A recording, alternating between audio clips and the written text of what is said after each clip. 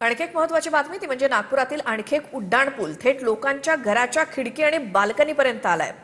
लाल इमली चौकामध्ये हा इंदोरा उड्डाण पूल चक्क शेजारच्या घराच्या खिडकीपर्यंत पोहोचलाय।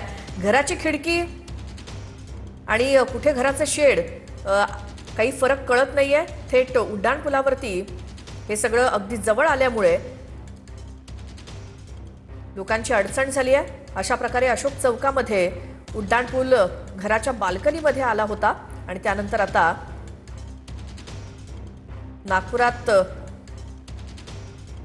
हा उड्डाण पूल जो बांधलाय तो थेट लोकांच्या खिडकी आणि बाल्कनीच्या जवळ आलाय। लाल इमली चौकामध्ये इंदोरा उड्डाण पूल। नागपुरातील आणखी एक उड्डाण पूल थेट लोकांच्या खिडकीतून गेलेला आहे असं म्हणायला हरकत नाही। आपण हे दृश्य या ठिकाणी बघू शकतो। मी सध्या आहे नागपुरातील गोळीबार चौकात आणि इंदोरा दिघोरी उड्डाण पुलाचं हे चित्र आपण या ठिकाणी बघू शकतो। या शिवम बिल्डिंगच्या थेट खिडकीत त्या परिसरातून हा उड्डाण पूल गेलेला आहे। संपूर्ण खिडकी ती उड्डाण पुलावर आलेली आहे। जेव्हा उड्डाण पुलाचं प्लॅनिंग अप्रूव्ह करण्यात आलं, डिझाईन अप्रूव्ह करण्यात आलं, तेव्हा या घरांकडे दुर्लक्ष का करण्यात आलं हा सगळ्यात मोठा प्रश्न आहे आणि हे सगळं अपघातालाही निमंत्रण देणारं आहे।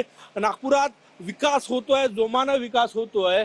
नागपुरातला हा उड्डाण पूल हजारो लोकांना दिलासादायक ठरणार आहे, कारण की उड्डाण पूल ज्या परिसरातून जातोय तिथल्या शिवम बिल्डिंगची खिडकी थेट उड्डाण पुलापर्यंत आलेली आहे। कॅमेरामॅन सचिन सयामसह गजानन उमाटे, TV9 मराठी, नागपूर।